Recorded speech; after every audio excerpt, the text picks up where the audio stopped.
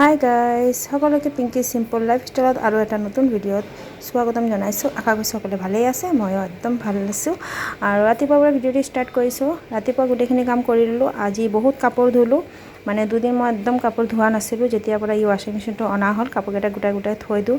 সেইলৈকে ইয়াতে অলপ অলপ কাপোৰ ধুলে অকণমান দিগদাৰেই হয়, সেইটো কাৰণে সৰহকৈ ধুব লাগে। তো মই সেইটো কাৰণে দুদিনৰ কাপোৰ থৈ দিওঁ, দুদিনৰ কাপোৰ একেলগত ধুওঁ। তো কালি যে পিন্ধি গৈছিলোঁ দুটা শাৰী, আগবেলা এটা পাছবেলা এটা, সেই শাৰীখিনি ধুই দিছোঁ। আৰু আজি নহয় 9 আগষ্টৰ দিনা আমাৰ দোকান বন্ধ থাকে, অকণমান কামত লাগি আছে। সেইটো কাৰণে মই ৰুটি চুটি বনোৱাও নাই। ৰাতিপুৱাৰ কামখিনি কৰি ভাবিছোঁ আগতে কাপোৰকেইটা ধুই মেলি লওঁ, তাৰপিছতে মই ৰুটি বনাই দিম। তো এইফালে কাপোৰকেইটা মেলি দিছোঁ। বহুত কাপোৰ ধুলোঁ, চব ইমান কাপোৰ ধুইছোঁ, মই ভাগৰিয়ে গৈছোঁ। এনেই কৈছোঁ, ৱাশ্বিং মেচিন ধুইছোঁতো কিহৰ ভাগৰি যাম, খালি মেলিছোঁৱে। আৰু আহি গৈছোঁ ৰুটি বনাবলৈ। আজি ৰুটি হ'ব। আৰু কালি নহয় অলপ ভেন্দি ভাজি কৰিছিলোঁ ৰাতি, সেই ভেন্দিখিনি থৈ দিছিলোঁ। সেই ভেন্দিটো অকণমান গৰম কৰি ৰুটিৰ লগত দি দিম। আৰু অলপ মানে বাচন, কালি ৰাতি যিখিনি বাচন ধুই থৈছিলোঁ সেইখিনি চিজিল কৰা নাছিলোঁ। তো ভাবিছোঁ এতিয়া যেতিয়া এওঁ অহা নাই এতিয়াও ৰুটি খাবলৈ, তো মই কাপোৰকেইটা চিজিল কৰিলোঁ, কাপোৰ নহয় বাচনকেইটা চিজিল কৰিলোঁ। তো এইফালে বাচনকেইটা চিজিল কৰি আছোঁ। টিফিনকেইটা আজি নালাগে, সেইকাৰণে মানে গধূলি ৰুটি খোৱাৰ কাৰণে এটা ৰুটি দি দিওঁ, আৰু ৰুটি আৰু চব্জি সেই টিফিনটোও থৈ দিছোঁ।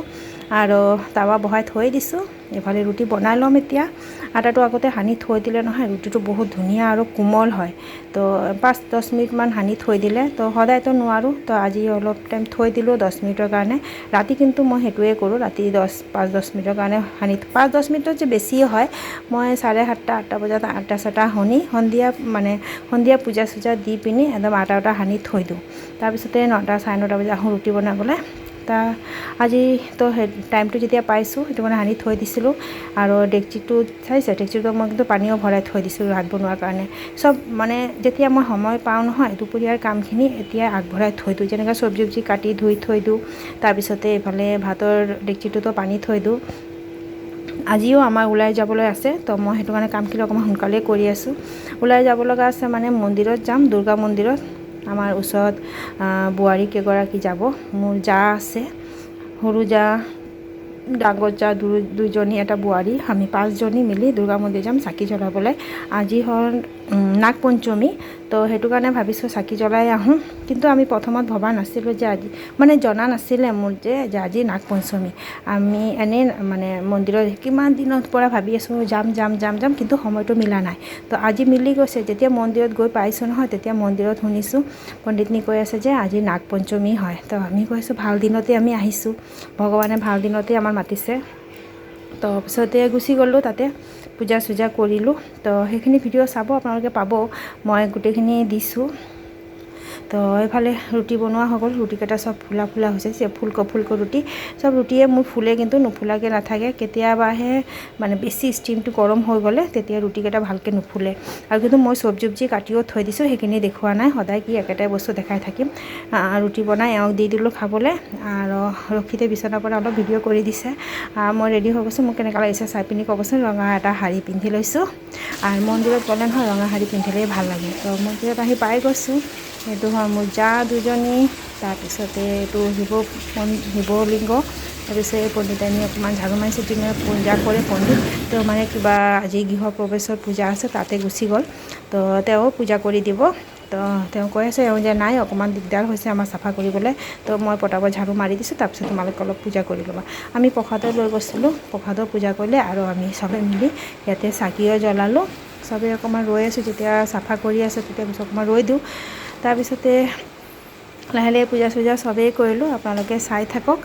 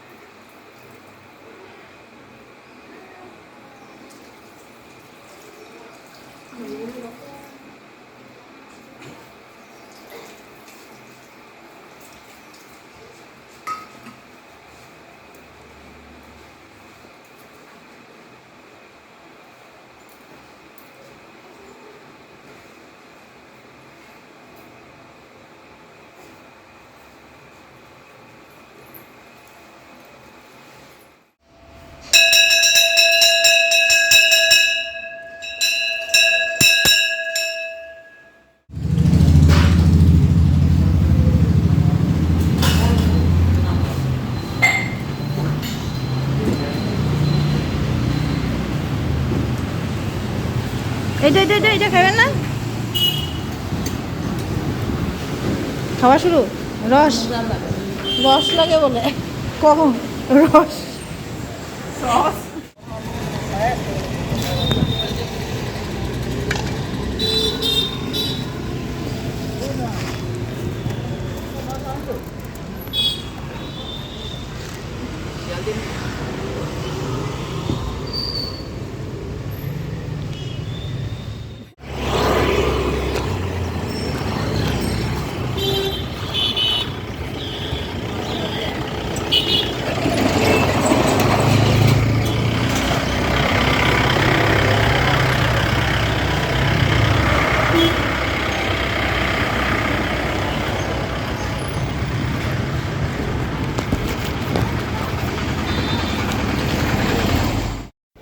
আহি পালোঁৱে ঘৰ। আহি পিনি চাইছোঁ যে মাছ আনি থৈ দিলে। তাৰপিছত উপায় নাই, মাছখিনিতো কাটিব লাগিব। আৰু কচু শাক মই কাটি থৈ গৈছিলোঁ, সেইটো বহাই দিছোঁ। এইটো খাৰখন হয়, মই নাজানো এইটো অসমীয়াত কি কয় বা কি কয় সেইটো মই নাজানো, কিন্তু দেই আমাৰ বেংগলীত খাৰখন বুলি কয়। সেইটো কচুলিখিয়াই হয়। কেতিয়াবা ডাঙৰ ডাঙৰ মানে থাকিলে মই দেখাম, আজি মই সময় পোৱা নাই, সেইটো কাৰণে দেখাবলৈ হোৱা নাই। মই সেইখিনি কাটি লৈছোঁ, কাটি থৈ গৈছিলোঁৱে, ধুই পিনি ভালকৈ। খালি কালা জিৰা আৰু নহৰু জলকীয়া দি দিছোঁ, নিমখ হালধি দি পিনি ভালকৈ অকণমান সিজালৈকে বইল কৰি থাকিম আৰু শুকানকৈ ভাজি ল'ম। তাৰপিছতে মই ইয়াক পেষ্ট কৰি ল'ম, আপোনালোকে চাই থাকক। আৰু তাতে কিন্তু আমি অহা সময়ত হোটেলত সোমালোঁ, কচুৰি আৰু ঠাণ্ডা এটা সৰু মানে এজনীয়ে আমাক লৈ গৈছিলে, তাই মানে আমাক চবক খোৱালে। তাৰপিছত কচুৰি চচুৰি এইবিলাক খালোঁ। আহোঁতে আকৌ বজাৰতো বজাৰ মানে আমাৰ ৰাস্তাৰ কাষতে বজাৰ, আহোঁতে বজাৰ পৰে, তাৰ পৰা অকণমান কিবা চব্জি ল'লে তাহতিয়ে, মই একো লোৱা নাই। মই বাৰু চব্জি বজাৰ কৰিবলৈ ইমান নাজানো, সেইকাৰণে মই নকৰোঁ, এওঁ কৰে। তাহতি চব্জি বজাৰ অলপ চলপ কৰিলে। আৰু ঠাণ্ডা খাই পিনি ঠাণ্ডা হৈ আহিছোঁ, কিন্তু বাহিৰত কিন্তু এটা বতাহ আছিলে আৰু অলপ গৰমো আছিলে। ৰ'দ কেতিয়াবা ওলায়, আকৌ ৰ'দ গুচি যায়। তো মই অকণমান সেইটো কাৰণে আপোনালোকৰ টাউনটো দেখাই দিছোঁ যে ৰ'দো ওলাইছে, আকৌ বতাহও দি আছিলে।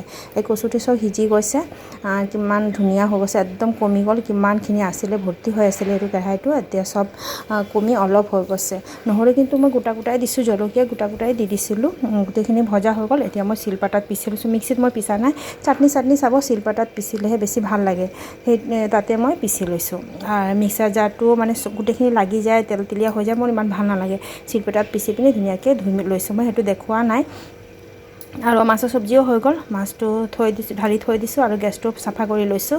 আৰু চাওক, এওঁ কিন্তু কি কৰি আছে জানে, মোৰ কিন্তু কাম বাঢ়িছে আৰু কামৰ বস্তু লৈ আহিলে।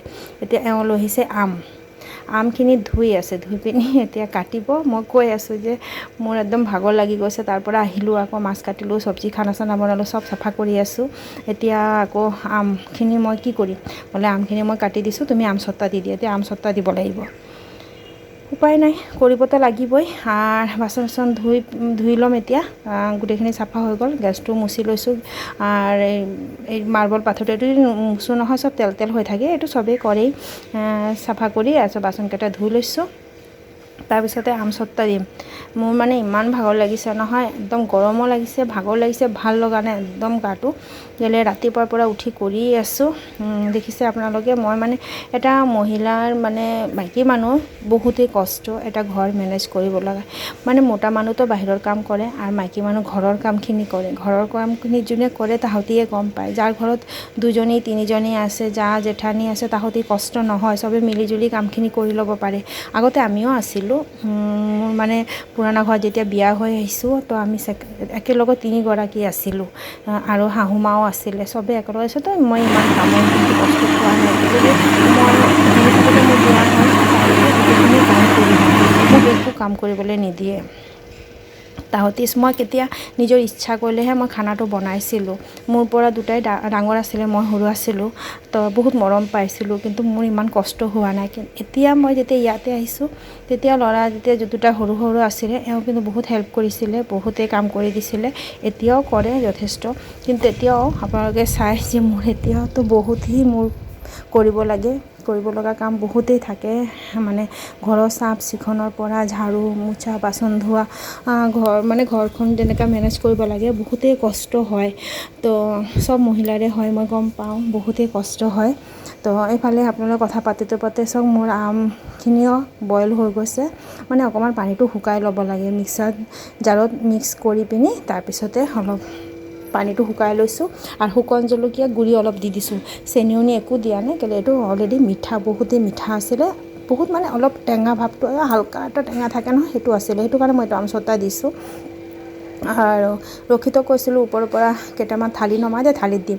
তাৰপিছত এওঁ ক'লে যে কেলৈ, মই মানে দালিৰ বড়ি দিওঁ, সেই বড়ি দিয়াৰ টিনাটো হয়, তো সেইটো আছে নহয়, সেইটোতে দি দিয়া একেবাৰে গোটেইখিনি হৈ যাব। তাৰপিছতে এইখিনি আকৌ উঠাই থৈ দিলোঁ বাচন, আৰু সেইটো ভালকৈ ধুই পিনি তেল অকণমান সানি দিছোঁ। তেল সানি দিলেহে যেতিয়া এই আমচটাটো শুকাই যাব নহয়, আপোনালোকে ধুনীয়াকৈ উঠাই ল'ব পাৰিব। একদম কষ্ট নাই আমচটা দিবলৈ। মই আগতে কিন্তু বহুত ভাবিছিলোঁ যে বহুত কষ্ট হয় চাগে, মই কিন্তু এবাৰ কেঁচা আমৰো দিছিলোঁ। আপোনালোকে যদি চোৱা নাই তেতিয়া মোৰ এই ভিডিঅ'টোত গৈ পিনি তলত গৈ পাই যাব যে মোৰ কেঁচা আমৰ দিয়াটো মই কেনেকৈ দিছোঁ। আৰু এইটো চক হৈ গ'ল গোটেইখিনি দিয়া, এতিয়া কালিহে গম পাম যে কিমানখিনি উঠিলে। আৰু এতিয়া মানে ৰাতিপুৱা যিখিনি কাপোৰ ধুইছিলোঁ সেইখিনি চব লৈ আহিছিলোঁ, আৰু এইকেইটা চব এতিয়া জাপিব লাগিব আৰু কাম। এতিয়া উপায় নাই, ইমান কষ্ট, কেতিয়া যে ল'ৰা দুটাক বিয়া পতাম এনে কৈছোঁ। ল'ৰাকেইটা বিয়া পাতিবলৈ বহুত দেৰি আছে, এতিয়াও পঢ়া লিখা কৰি আছে, কষ্টটো কৰিবই লাগিব। আৰু এতিয়া গধূলি টাইমত কাপোৰকেইটা জাপি মেলি আহি গৈছোঁ অকণমান পাস্তা বনাবলৈ, চিম্পুল পাস্তা বনাম। ল'ৰাটো মানে আজি ঘৰত আছে, নহ'লে আনদিনাতো দোকানত গুচি যায়, নাথাকে, তো এওঁ ঘৰত আছে, ভাবিছোঁ গধূলি অকণমান পাস্তা বনাই দিওঁ। তো মেংগ' শ্বেকো বনাই দিছোঁ তাক, আৰু এওঁৰ কাৰণে অলপ কফি বনাই দিছোঁ। কফি আমাৰ শেষ হৈ গৈছে, বটলে আনো, তো শেষ হৈ গৈছে। পেকেট দুটা লৈ আহিছিলে, মই পেকেটটো ইমান ভাল নাপাওঁ, খোলা থাকিলে নহয় গোটেইখিনি ভিতৰত গোট বান্ধি যায়, পূৰা একদম গোটা হৈ যায়, তো সেইটো কাৰণে মই কিন্তু নাখাওঁ, এওঁৰ কাৰণেই দিওঁ। তো মই কৈছোঁ এতিয়া লৈ আহিবলৈ বটল এটা। আৰু এইফালে পাস্তাটো বনাই আছোঁ, একদম চিম্পল, আলু আৰু বন্ধাকবি দি বনাই আছোঁ। আলু আৰু বন্ধাকবিটো অলপ হালকা বইল কৰি লৈছিলোঁ, নিমখ দি পিনি পানীটো পেলাই দিলোঁ, আৰু পাস্তাটো বইল কৰি ইয়াতে দি দিছোঁ, আৰু অকণমান শুকান জলকীয়া গুড়ি আৰু একো দিয়া নাই, আৰু মেগী মছলা পেকেট এটা আছিলে সেইটো দি দিছিলোঁ। তো আজি ভিডিঅ'টো যদি ভাল লাগে এটা লাইক কৰিব, শ্বেয়াৰ কৰিব, ছাবস্ক্ৰাইব কৰিব নাপাহৰিব। Bye bye.